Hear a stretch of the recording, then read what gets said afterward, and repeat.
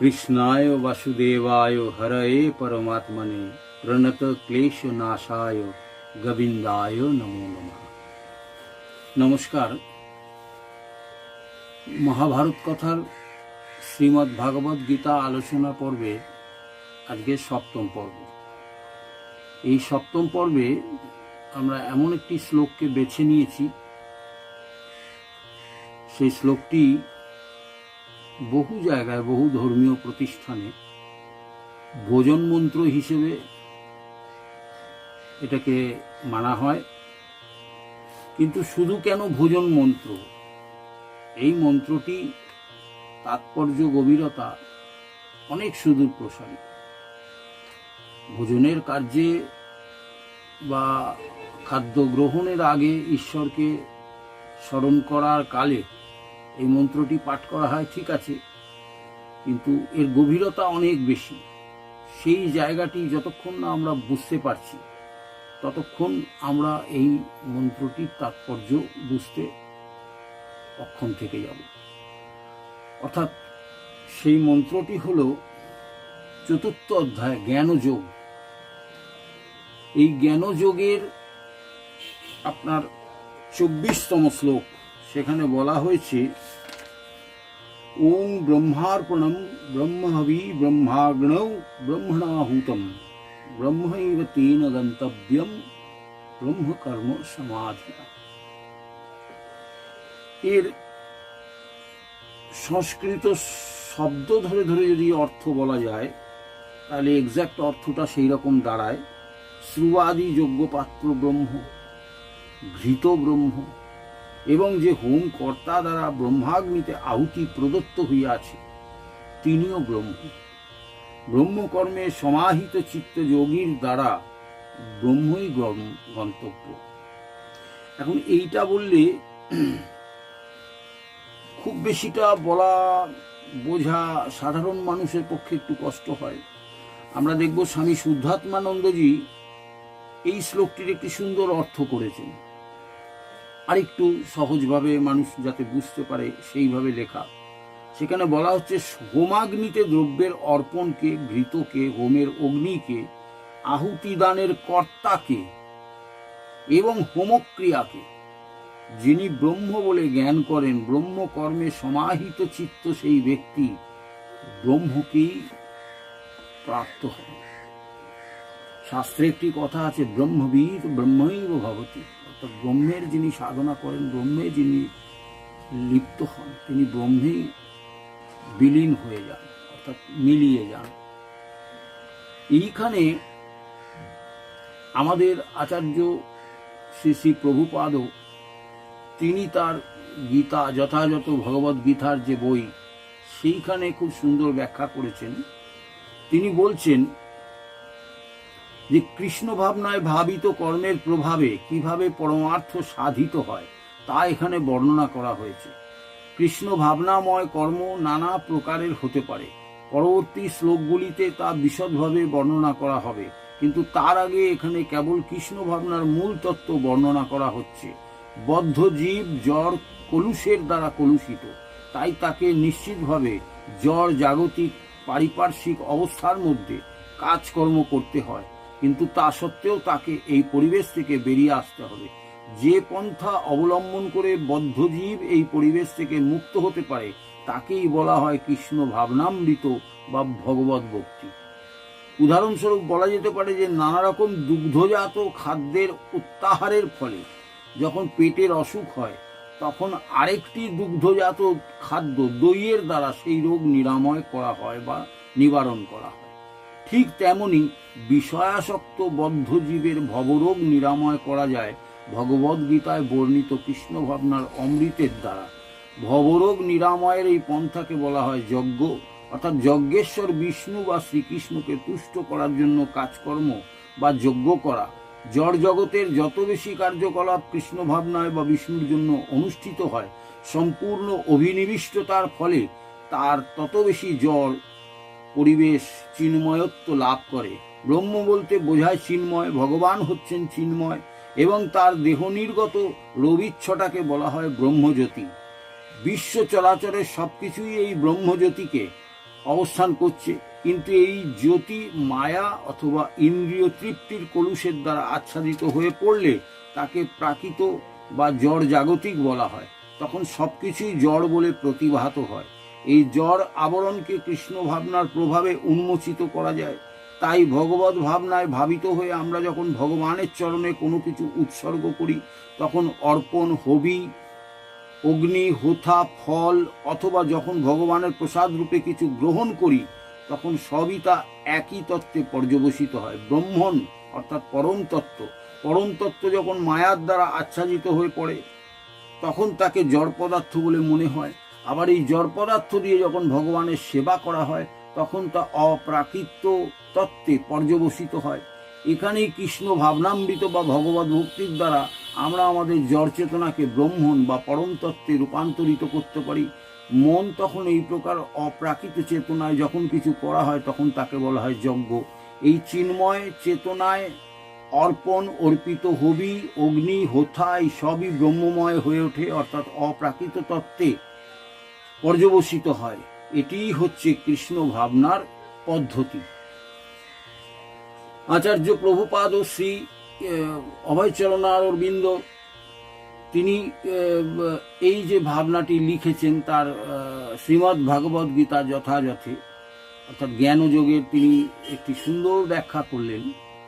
এইখানে আমাদের এই বিষয়টিকে এবার একটু আধুনিকভাবে বুঝতে হবে। জগৎটা পঞ্চতত্ত্বের জগৎ, পঞ্চভূতের শরীর, পঞ্চভূতের শরীরে যা কিছু আমরা গ্রহণ করছি, আমাদের সেটিকে বিশুদ্ধিকরণ করে নেওয়ার জন্যই এই গীতার শ্লোকটিকে আমরা স্মরণ করে আমরা প্রসাদ গ্রহণ করি বা খাদ্য গ্রহণ করি। সেই জন্য সাধারণভাবে বলা হয় এটি ভোজন মন্ত্র। আসলে মজার কথা, আমি যদি এইভাবে না বলে আপনাদেরকে যদি একটু ঘুরিয়ে বলি, ধরুন আজকের তারিখে মানুষ কম্পিউটারে অভ্যস্ত, টেক স্যাভি, সবাই কম্পিউটার নিয়ে ঘাটাঘাটি করছে, সবাই কম্পিউটারের এবিসিডি কিছু না কিছু জানছে, সবাই কিছু না কিছু জানেও। একটা কমন জিনিস বলছি, ধরুন একটা পেন ড্রাইভ, বহিরাগত শব্দটা এখন খুব খুব উল্লেখিত।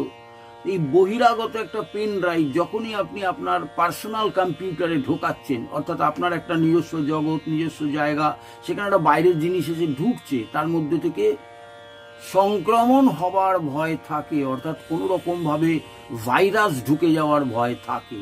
তখন আপনি কি করেন, একটা পদ্ধতি করে নিয়েছেন, একটা অ্যান্টিভাইরাস লোড করা আছে আপনার কম্পিউটারে, আপনি সেই পেন ড্রাইভটিকে অ্যান্টিভাইরাস দিয়ে স্ক্যান করে দেখে নিচ্ছেন তার মধ্যে কোনো ম্যালওয়্যার আছে কিনা, এবং সেই ম্যালওয়্যারটা যদি থাকে তাকে রিপেয়ার করে আপনি আপনার ব্যবহারযোগ্য করে আপনি সেটাকে গ্রহণ করছেন। দারুণ একটা বিষয়। কিন্তু জানেন কি, এই বিষয়টারই একদম উদ্গাতা হলো ভগবত গীতার জ্ঞানযোগের এই 24 নম্বর শ্লোকটি। অর্থাৎ এই যে শোধন করে নেওয়া, এই যে তাকে আত্মস্থ করার আগে নিজের মতো করে পরিশুদ্ধ করে নেওয়া, এইটি বলা হচ্ছে যে ব্রহ্মার প্রণাম ব্রহ্ম হবি। এই যে শ্লোকটি আমরা বারবার করে বলছি, এই যে শ্লোকটিকে আমরা বারবার করে স্মরণ করছি, এই শ্লোকটি কিন্তু আমাদের সেই কথাটি মনে করাচ্ছে। অর্থাৎ আমরা যে বলছি ব্রহ্মার প্রণাম ব্রহ্ম হবি, ব্রহ্মাগ্নৌ ব্রহ্মণা হুতম, ব্রহ্মৈব তেন গন্তব্যম, ব্রহ্মকর্ম সমাধিনা, তবেই সেই জায়গাটা সুন্দর করে কমপ্লিট হচ্ছে। এই যে বিষয়টা, এটাকে আমাদের বুঝতে হবে। অর্থাৎ যে কোনো বিষয়কে আমরা যদি ঈশ্বরকে নিবেদন করে নিই, এই যে আমরা পেন ড্রাইভটাকে অ্যান্টিভাইরাস দিয়ে স্ক্যান করে নিচ্ছি, অর্থাৎ সেটাকে রিপেয়ার করে নিচ্ছি, এই পদ্ধতিটাই আমাদের আধ্যাত্মিক জগতে বলা হচ্ছে। যে কোনো জিনিসকে তুমি গ্রহণ করো প্রসাদ রূপে, খাদ্য রূপে, তুমি সেটাকে ঈশ্বরকে আগে ব্রহ্ম জ্ঞানে তাকে অর্পণ করে নাও। ঈশ্বরকে অর্পণ করে তার প্রসাদ রূপে যখন তুমি গ্রহণ করছো, এখন সায়েন্সের লোকেরা এইটা বলবে এর মধ্যে কি ব্যাপার আছে, এটা দিয়ে কি তোমার সঙ্গে সঙ্গে একটা বিষাক্ত খাবার ভালো হয়ে গেল, এটা হতে পারে না, অমুক অনেক রকম তর্ক আসবে। কিন্তু তর্ক হচ্ছে যে মনের উপর শরীরের অনেক প্রভাব থাকে। আপনার মন যদি পবিত্র থাকে, আপনারা দেখে থাকবেন, সায়েন্সও এখন বিশ্বাস করে, একটা ঘটনার কথা বললে আপনারা মানতে বাধ্য হবেন। কিরকম, একটা অপরাধীকে বিচার ব্যবস্থার থেকে জানানো হলো যে তোমার ফাঁসি দেওয়া হবে না, তোমাকে সাপের কামড়ে মারা হবে। তুমি টুক করে একটু সাপ কামড়াবে, তারপর তুমি মরে যাবে। তোমার ওই গলায় দড়ি দিয়ে একটা বিশাল কষ্ট করে যে মরতে হবে, সেইটা থেকে তোমায় রেওয়া দেওয়া হলো। সে খুব আনন্দ পেল, কিন্তু মনে মনে ভয় পেল, বাবারে কি বিষাক্ত সাপ আমায় কামড়াবে, আর আমি তাতে মরে যাব, এক সেকেন্ডও বাঁচবো না। এই ভয়ের চিন্তা তার মনের মধ্যে গ্রাস করতে করতে করতে করতে যেদিন তার সেই বিচারের শেষ দিন এলো, তাকে চোখ বেঁধে দেওয়া হলো, ঠুলি পরিয়ে দেওয়া হলো, সব কিছু হলো, বলা হলো এইবার তোমাকে সাপ কামড়াবে বলে তাকে দুটো পিন দিয়ে পায়ের মধ্যে একসাথে ফুটো করে একটা ডাবল ফুটো করা হলো। তারপর যখন তাকে ঠুলি ফুলি খুলে দেখানো হলো পায়ে দুটো দাগ, সেখান থেকে রক্ত পড়ছে, সে ভয়ে মারা গেল। অর্থাৎ এই পিনের মধ্যে কোনো বিষ ছিল না, কিন্তু সে ভয়ে মারা গেল। অর্থাৎ মনের উপর অনেক কিছু নির্ভর করে। মন যদি পরিশুদ্ধ হয়, মন যদি কোনো জিনিসকে শুদ্ধ করে নিতে পারে, তাহলে বিষাক্ত জিনিসও যখন শরীরের মধ্যে প্রবেশ করে, তাকে আস্তে আস্তে প্রিভেন্ট করে নেওয়ার ক্ষমতা আমাদের শরীরের মধ্যে আছে। কারণ মন আমাদের দেহকে পরিচালনা করে সেই মতো তার প্রিভেন্টিভ কেমিক্যালসগুলোকে দিয়ে সে তার বিষাক্ত জিনিসটাকে প্রিভেন্ট করার একটা চেষ্টা করে। ভীষণ সায়েন্টিফিক ব্যাপার, ভীষণ সায়েন্টিফিক ব্যাপার। প্রহ্লাদকে যখন বিষ পান করতে বাধ্য করা হয়েছিল, সে হরিণ নাম নিয়ে কিন্তু বিষ পান করেছিল, তার বিষের কিন্তু কোনো ক্রিয়া হয়নি। তাকে আগুনের মধ্যে ঢোকানো হয়েছিল, হোলিকা পুড়ে ছাই হয়ে গেল, কিন্তু প্রহ্লাদের কিছু হলো না। এই যে নিবেদন করা, ঈশ্বরে সমর্পণ করা, ভগবান শ্রীরামকৃষ্ণ বলছেন ঈশ্বরই বস্তু, বাকি সব অবস্তু। এ কথা আমরা বারবার বলছি, ঠাকুরের মুখের নিঃসৃত কথা। বলছেন আমার মাই সব, ব্রহ্ম সত্য জগৎ মিথ্যা, তিনি ব্রহ্মকেই সত্য বলছেন। তাই তো বলা হচ্ছে ব্রহ্মার্পণম ব্রহ্মহবি ব্রহ্মাগ্নৌ ব্রহ্মণাহুতম ব্রহ্মৈব তেন গন্তব্যম ব্রহ্মকর্ম সমাধিনা। এই যে ব্রহ্মকে সবকিছু উৎসর্গ করে, অর্পণ করে, সমস্ত কিছু দিয়ে সবকিছু গ্রহণ করা। ভোজন মন্ত্রের উদ্দেশ্য এইটাই যে তুমি ভোজন খাচ্ছ, খাও। আমরা প্রচুর ছাইগু খাই দিনের বেলায়, আমরা যেখানে সেখানে যাচ্ছি, আমন্ত্রণ রক্ষা করছি, এরও মন রক্ষা করতে গিয়ে শরীরে প্রয়োজন নেই, শরীরের ক্ষতি করছে এরকম খাবারও আমরা খেয়ে ফেলছি। সেই ক্ষেত্রে বলা হচ্ছে যে প্রতিটি ক্ষেত্রে যদি তুমি ব্রহ্মকে অর্পণ করে তার প্রসাদ রূপে সেটিকে গ্রহণ করো, তাহলে তোমার ক্ষেত্রে এইটি নিরাময় যোগ্য এবং এইটি তোমার ক্ষেত্রে নিরাপদ। অর্থাৎ তোমার শরীরে কোনো ক্ষতি করবে না। একই দুধ, ওই যে মহারাজ বললেন, অর্থাৎ প্রভুপাদও বললেন, একই দুধ বেশি খেয়ে পেট গরম হয়ে গেছে, তার পেট খারাপ হয়ে গেছে, পেট ছেড়ে গেছে, তাকে কিন্তু এই দুধেরই প্রোডাক্ট দই দিয়ে তার পেটটাকে ভালো করা হচ্ছে। অর্থাৎ দুধের প্রোডাক্ট দই কেন যাচ্ছে, দই গিয়ে তার পেটটাকে পরিষ্কার করে দিচ্ছে। অর্থাৎ যা কিছু তার ইম্পিউরিটিস এবং তার যে ক্ষরণ হয়ে যেসব শরীরের মানে বিষাক্ত জিনিসগুলো বেরিয়েছিল, সেগুলোকে সব তার মলের মধ্যে দিয়ে বার করে পরিষ্কার করে দিচ্ছে শরীরটাকে। 2-4 বার পায়খানা পরিষ্কার হয়ে যাওয়ার পর সে সুস্থ বোধ করছে। এই যেটা পদ্ধতি, এর পেছনেও আমাদের আয়ুর্বেদ লুকিয়ে আছে, এর পেছনেও আমাদের বেদ বেদান্ত উপনিষদের অনেক তত্ত্ব লুকিয়ে আছে, আমরা সেসব জানি না। তাই আজকের যে শ্লোকটি, আজকের এই শ্লোকটিকে আমরা কেন বাছাই করলাম? কারণ সপ্তম পর্বে রবীন্দ্রনাথ বলছে না, আয় তবে সহচরী হাতে হাতে ধরি ধরি নাচিবে গিরি গিরি গাহিবে গান, সপ্তম সুরে বাঁধ তবে তান। অর্থাৎ 700 শ্লোকের মাত্র সপ্তম পর্বে এসছি আমরা, 1%, 1% শেষ ভাগে এলাম আমরা সপ্তম সুরে, সপ্তম পর্বে। এই সপ্তম পর্বে আজকে আমরা এইটা নিচ্ছি কেন? আমাদের সেলফ রেকটিফিকেশন, অর্থাৎ যেসব খাবার দাবার আমরা গ্রহণ করছি তাকে রেকটিফাই করে আমাদের শরীরে গ্রহণ করা। আজকের এই করোনা মহামারী কালে আমরা এমন কিছু খাচ্ছি যেগুলো আমাদের আরো বিপদে ফেলে দিচ্ছে, আমাদের শরীরকে দুর্বল করে দিতে পারে, আমাদের শরীরকে ইমিউনিটি কমিয়ে দিতে পারে। আমাদের শরীরের এই সমস্ত লক্ষণ ধরা পড়লে বা হলে আমরা কিন্তু এই করোনায় আক্রান্ত হয়ে যেতে পারি। তাহলে করোনা থেকে বাঁচার প্রথম এবং প্রধান শর্ত হচ্ছে আপনার ইমিউনিটি ঠিক রাখতে হবে। শরীরের রোগ প্রতিরোধ ক্ষমতাকে একদম চাঙ্গা রাখতে হবে। সেই চাঙ্গা রাখার প্রাথমিক শর্ত হচ্ছে এই ভোজন মন্ত্রের এই শ্লোকটি আপনাকে জানতে হবে। রামকৃষ্ণ পরিমণ্ডল শুধু নয়, ভারতবর্ষের বহু বহু আধ্যাত্মিক কেন্দ্র, আধ্যাত্মিক সংস্থা, আধ্যাত্মিক মঠ, মিশন ইত্যাদি আশ্রম, সমস্ত জায়গায় যখন আহার গ্রহণের সময় হয়, প্রসাদ গ্রহণের সময় হয়, সেই প্রসাদ গ্রহণের পূর্বে সমস্ত ভক্তরা করজোড়ে ঈশ্বরের উদ্দেশ্যে ভগবদ গীতার ৪র্থ অধ্যায়ের এই ২৪ নম্বর শ্লোকটা কিন্তু পাঠ করেন। আমি নিজে দেখেছি বহু জায়গায় গিয়ে।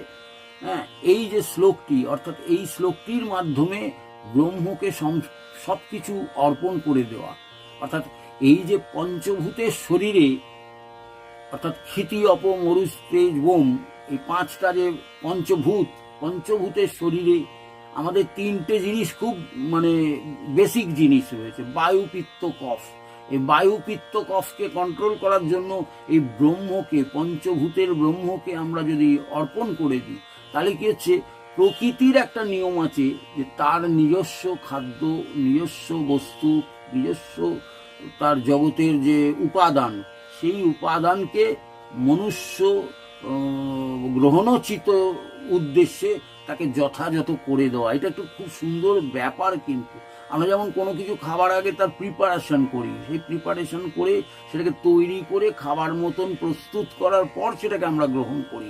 এটা যেমন একটা পদ্ধতি, সেটাকে রেকটিফাইড বা সেটাকে স্টেরিফাইড করা, অর্থাৎ সেটাকে বীজাণুমুক্ত, সেটাকে সুন্দর করে পরিষ্কারকরণ, এই যে ব্যাপারটা, এইটি আধ্যাত্মিকভাবে, বিজ্ঞান ভিত্তিকভাবে তো হয়ই, আধ্যাত্মিকভাবে করারও একটা ব্যাপার থাকে। সেইটির পদ্ধতি হলো এই ভগবদ গীতার ৪র্থ অধ্যায়ের এই শ্লোকটি, ব্রহ্মার্পণম ব্রহ্মহবি ব্রহ্মাগ্রণৌ ব্রহ্মণাহুতম ব্রহ্মৈব তেন গন্তব্যম ব্রহ্মকর্ম সমাধিনা। অর্থাৎ এই যে শ্রুবাদি যোগ্যপাত্র ব্রহ্ম, ঘৃত ব্রহ্ম, যে হোমকর্তা দ্বারা ব্রহ্মাগ্নিতে আহুতি প্রদত্ত হইয়াছে, তিনিও ব্রহ্ম, যিনি দিচ্ছেন তিনিও ব্রহ্ম। অর্থাৎ আমরা যে অর্পণ করছি, হে প্রভু তোমার চরণে অর্পণ করছি, আমরাও ব্রহ্ম, যাকে অর্পণ করছি সেটাও ব্রহ্ম, যেটাকে অর্পণ করছি সেটা ব্রহ্ম, যেটাকে পরে প্রসাদ রূপে গ্রহণ করছি সেটাও ব্রহ্ম, সব কিছুই ব্রহ্ম। সর্বং খলবিদং ব্রহ্ম, অর্থাৎ বিশ্ব চরাচরে যা কিছু দেখছি সবই ব্রহ্ম। আর এই ব্রহ্ম বলছেন আমার মাই সব। ঠাকুর তো একটু সহজ সরল করে বলতেন, আমার মাই সব। এই বক্তব্যটি আমরা দেখতে পাই ঠাকুরের, খুব সুন্দর। তিনি বলছেন যে মাকে, ব্রহ্মসত্য জগৎ মিথ্যা, অর্থাৎ তিনি ব্রহ্ম বা মায়া, এই মায়াকে তিনি মাকে তিনি ব্রহ্ম বা মায়া রূপে দেখছেন। এই ব্রহ্ম হচ্ছে জগতের সবকিছু, অর্থাৎ ব্রহ্মই সত্য, বাকি সব অসত্য। বলছেন ঈশ্বরই বস্তু, বাকি সব অবস্তু। এই যে ঈশ্বরকে জানার নাম জ্ঞান, তিনি বারবার বলছেন, আমার আগের পর্বে আমি বলেছি, ঈশ্বরকে জানার নামই জ্ঞান, বাকি সব অজ্ঞান। অর্থাৎ বাকি সব থিওরি এখন আমাদের কাজে লাগবে না, আমাদের ঈশ্বর তত্ত্বটা বুঝতে হবে।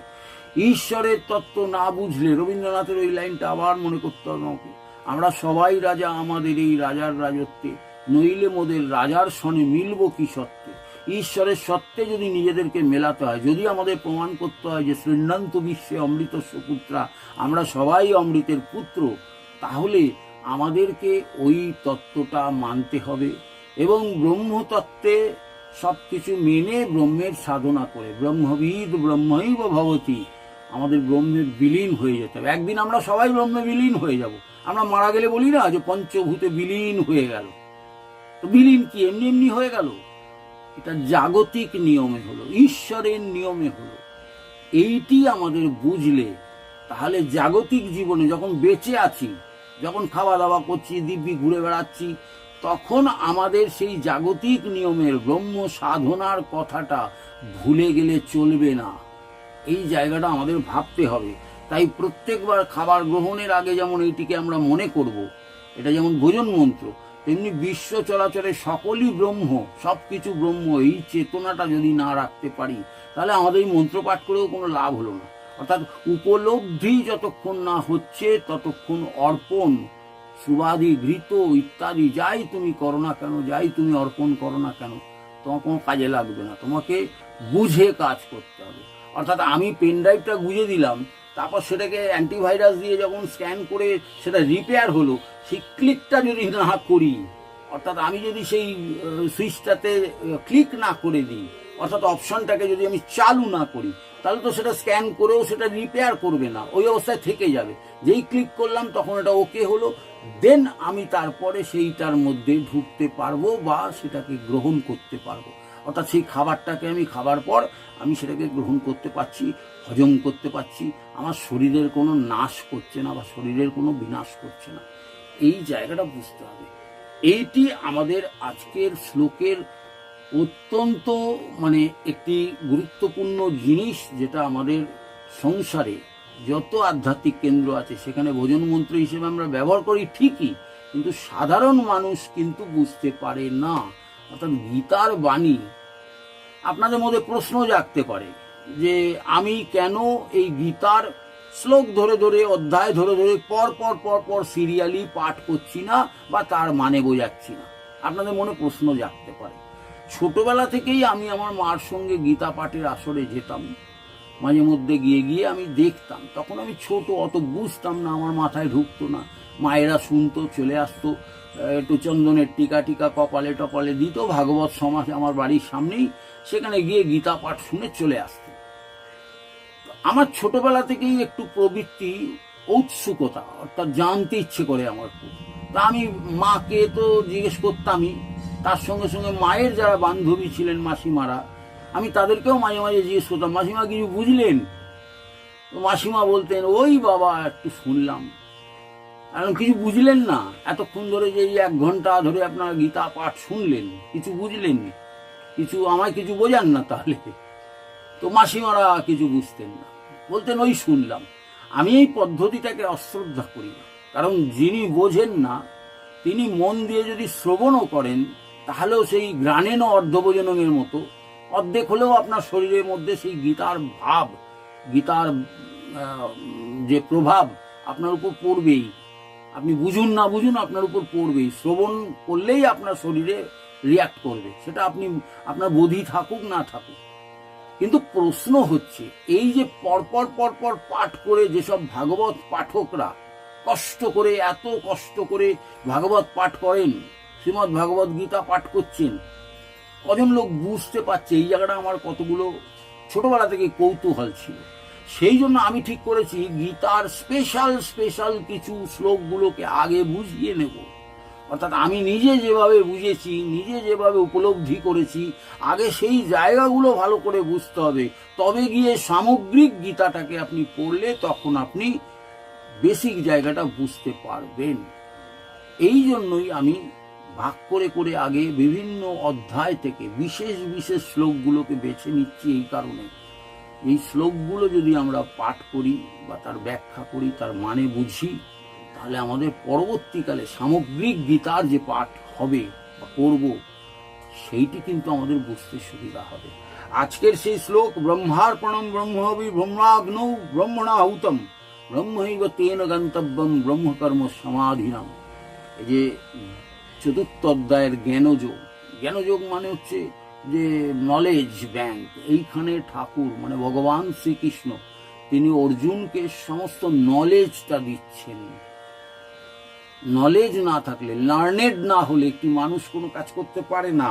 নলেজ লাগবে আপনার, জ্ঞান চাই। আর জ্ঞান পেতে গেলে ওই সেই স্বামীজির ফর্মুলা, অখণ্ড ভক্তি চাই। জ্ঞান ভক্তি হলেই আপনার বিবেক শক্তি জাগ্রত হবে। বিবেক শক্তি জাগ্রত হলেই আপনার মনের মধ্যে কেউ কেটা হবার বাসনা জাগবে। তখন তাকে যে দমাবে তার নাম বৈরাগ্য। জ্ঞান ভক্তি বিবেক বৈরাগ্য হলো মানুষের জীবনের 4টি পাসওয়ার্ড। এই 4টি পাসওয়ার্ড থাকলে আপনি মান আর হুঁশ সম্বলিত মানুষে পরিণত হবেন। আজকে ব্রহ্মকে সমস্ত কিছু অর্পণ করে আজকের বক্তব্য এখানে শেষ করলাম।